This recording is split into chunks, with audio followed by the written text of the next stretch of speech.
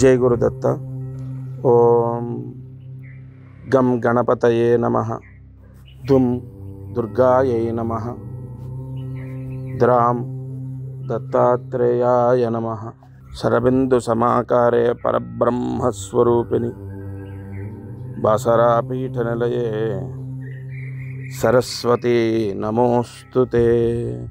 जय गुरुदत्त। మారుతి అనుగ్రహం ప్రారంభ.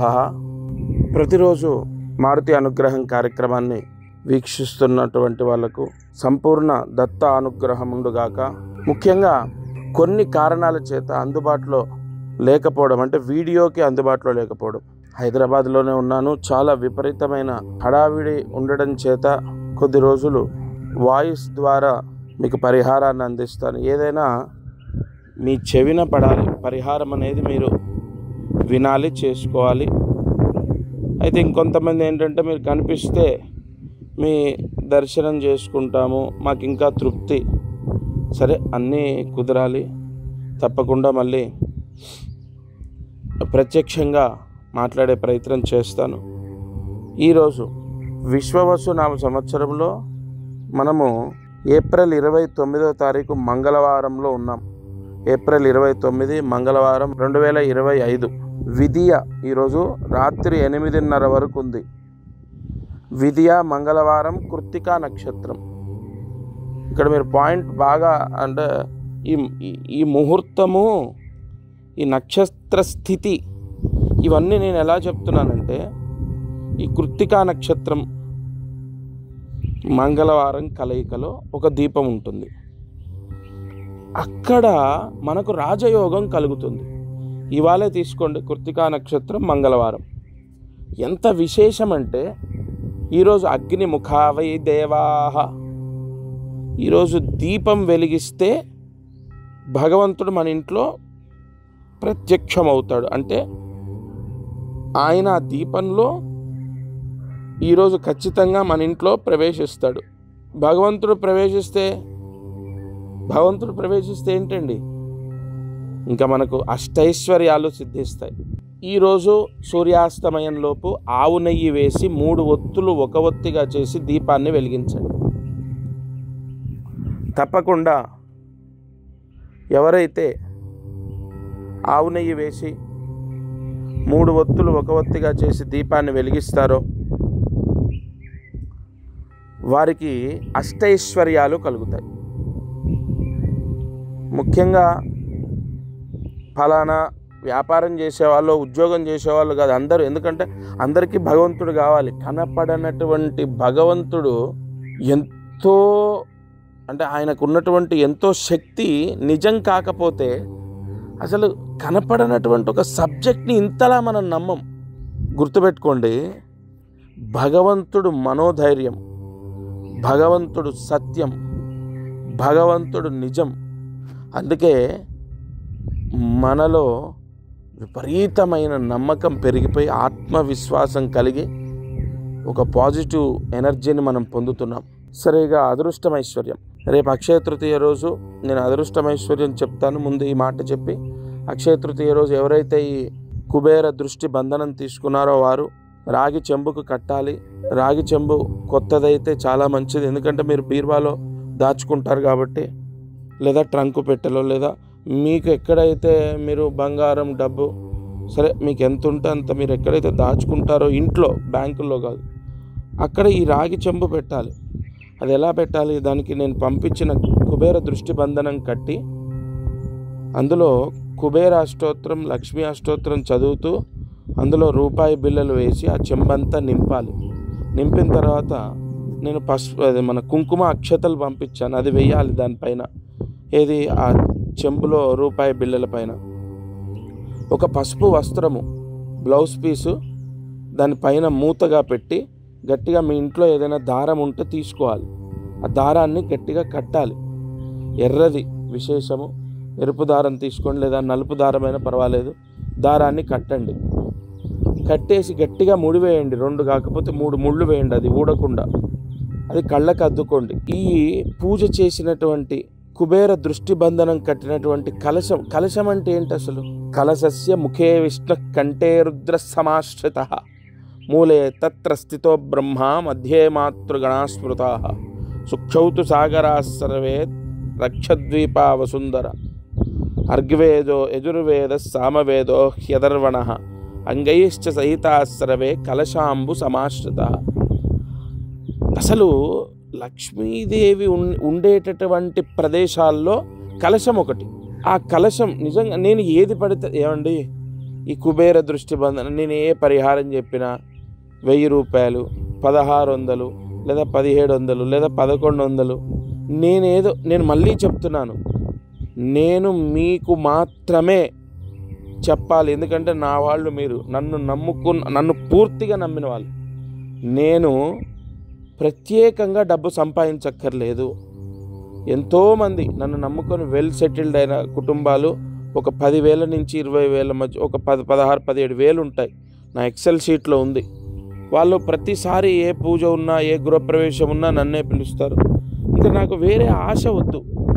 నేను మళ్ళీ చెప్తున్నాను భగవత్ సాక్షిగా, పూజలు చేయడానికి వీటికే ఏ ఖర్చు అయితే ఉంటుందో 800, 900, 1000 రూపాయలు, పోస్టల్ ఛార్జా 150 రూపాయలు, అవే మీకు చెప్తాను. ఎప్పుడైనా గుర్తుపెట్టుకోండి.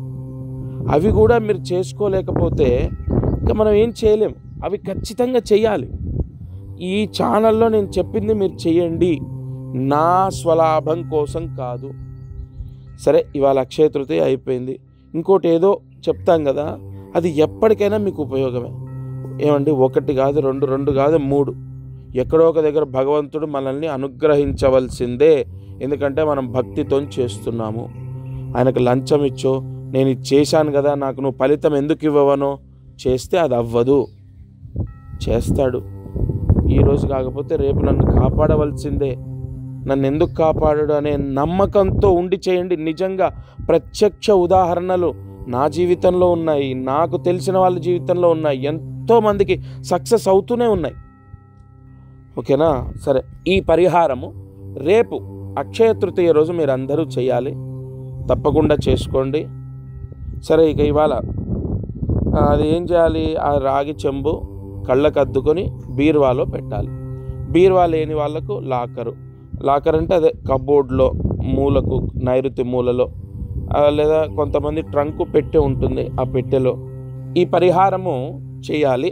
రేపటి రోజున ఉదయం తలస్నానం చేసి, రేపు ఉదయము తలస్నానం చేసిన తర్వాత సూర్యాస్తమయంలోపు ఎప్పుడైనా చేయొచ్చు, ఇబ్బంది ఏం లేదు. ఎందుకంటే రేపు మొత్తం చాలా విశేషం, చాలా పవర్ఫుల్ అక్షయ తృతీయ అనేది. ఈ పరిహారం చేయండి. తప్పకుండా 2025 మొత్తం కూడా మనకు లక్ష్మీ కటాక్షం ఉంటుంది. ఇంకా అదృష్టం, ఐశ్వర్యం. ఈరోజు విద్య. ఇవాళ ఎవరైతే దగ్గరలో ఉన్నటువంటి శివాలయానికి వెళ్తారో, ఆ శివాలయంలో మీ పేరుతోని పరమేశ్వరుడికి అర్చన చేయించండి. ఎందుకంటే ఈరోజు వైశాఖ మాసం, ఇప్పుడు మనము చైత్రమాసం అయిపోయి వైశాఖ మాసంలో ఉన్నాం. ఈ వైశాఖ మాసంలో శుద్ధ విదియ రోజు ఎవరు ఈ పరమేశ్వర ఆరాధన అంటే ఆ పరమేశ్వరుణ్ణి ఎవరైతే ఆరాధిస్తారో, మనకు రాదు కదా ఇప్పుడు ఓం నమో భగవతే రుద్రాయ, ఓం నమ శివాయ, నమస్తే రుద్రమన్యవతో తైషవే నమః, ఇలా అంగన్యాస కరన్యాస అని చెప్పి రుద్రాభిషేకం చేయాలి. అది అవుతుందా? అవ్వదు కదా. కాబట్టి మనం ఏం చేయాలంటే సింపుల్గా, అంటే సూక్ష్మంలో మోక్షాన్ని వెతుక్కోవాలి. కలియుగంలో అదే ఈజీ మెథడ్. మనము సింపుల్ శివాలయానికి వెళ్ళి మీ పేరు, మీ భార్య పేరు, లేదా మీ పేరు, మీ భర్త పేరు, పిల్లల పేరుతోని అర్చన చేయించాలి. ఎనఫ్, సరిపోతుంది. ఈ శివారాధన చేయించుకున్న ఆ ఫలితం వస్తుంది. దీనివల్ల ఏమిటయా ఫలితం అంటే ఐశ్వర్యాన్ని మనం పొందుతాం. వైశాఖ శుద్ధ విదియ రోజు ఈశ్వర ఆరాధన చేసిన, శివాలయానికి వెళ్ళి మన పేరుతో అర్చన చేయించిన, ఏమండి అభిషేకం చేయించవచ్చా? ఎస్, అభిషేకం కూడా మీ ఇష్టం, మీ సమయాన్ని బట్టి, మీ యొక్క వెసులుబాటుని బట్టి. గుళ్ళో ఇప్పుడు అభిషేకం అంటే ఎర్లీ అవర్స్లో చేయొచ్చు. కాబట్టి నేనేమంటున్నాను, మనకు అందరికీ కుదిరేది, అందుబాటులో ఉండేది, ఎప్పుడు వెళ్ళినా మీ పేరుతోని, మీ కుటుంబ సభ్యుల పేరుతో అర్చన చేస్తారు, హారతిస్తారు. కొబ్బరికాయ కొట్టమంటారేమో, వాళ్ళే కొట్టొచ్చు, లేదా కొంతమంది దేవాలయంలో ఆ కొబ్బరికాయ కొట్టుకొని రండి అని చెప్తారు. ఎనీవే, అంటే ఏదైనా ఆ కొబ్బరికాయ మనకి ఇస్తారు ప్రసాదంగా. ముందు అక్కడ అర్చన జరుగుతుంది, హారతిస్తారు, స్వామికి నమస్కారం చేసుకుంటాం. ఈ ప్రాసెస్ అంతా ఇవాళ జరిగితే తప్పకుండా ఎంతో కాలంగా ఉన్నటువంటి దృష్టి బంధన దోషం ఇవాళ విముక్తి అవుతుంది యజమానులకు. దానివల్ల రావాల్సిన డబ్బు వస్తుంది, ఆర్థిక ఇబ్బందులు పోతాయి. ఏదైనా స్థలం అమ్ముడు పోతే అప్పులు తీరుతాయి అంటే ఆ స్థలం అమ్ముడు పోతుంది. ఏదో ఒక రూపేణ మన ఆర్థిక ఇబ్బందులు తొలగిపోతాయి. ఇక మంత్రం, ఈరోజు మంత్రాన్ని జాగ్రత్తగా రాసుకోండి. ఓం భూర్భువస్సువః, ఓం త్రయంబకాయ నమః, ఓం భూర్భువస్సువః, ఓం త్రయంబకాయ నమః, ఓం భూర్భువస్సువః, ఓం త్రయంబకాయ నమః. ఈ మంత్రం చాలా పవర్ఫుల్. ఏకాదశం అంటే 11 సార్లు రాసి 108 మార్లు జపించండి. ఇది నేను చెప్తున్నాను, ఈ మంత్రం ఎవరైతే మనస్ఫూర్తిగా 11 సార్లు రాసి 108 సార్లు జపిస్తే వాళ్ళకు ఉద్యోగం వస్తుందండి. కన్ఫామ్. మంత్రానికి చింతకాయలు రాలుతాయంటే భక్తితో చేసి చూడండి. మీ కోసం, లేదా మీ అబ్బాయి కోసం, లేదా మీ అమ్మాయి కోసం వాళ్ళకి పంపించండి, వాళ్ళకి చెప్పండి. ఇప్పుడు వాళ్ళు ఏమండి ఒక్కటండి, వాళ్ళు చెయ్యాలి. మనం ఎంత భక్తితో ఉన్నా వాళ్ళని బతిలాడో లేదా రిక్వెస్ట్ చేసో ఏదో ఒకటి చెప్పి వాళ్ళు ఒక్కరోజు చేయించి చూడండి. కొన్ని నక్షత్రాలు, కొన్ని ముహూర్తాలు రావు, ఇది చేస్తే ఉద్యోగం వస్తుంది. ఈ పరిహారం చేయండి. ఈ మంత్రాన్ని 108 సార్లు రాత్రి పడుకునే లోపు, ఏ ప్రయాణంలో ఉన్నా, ఎక్కడున్నా ఈ మంత్రం చదువుకోండి.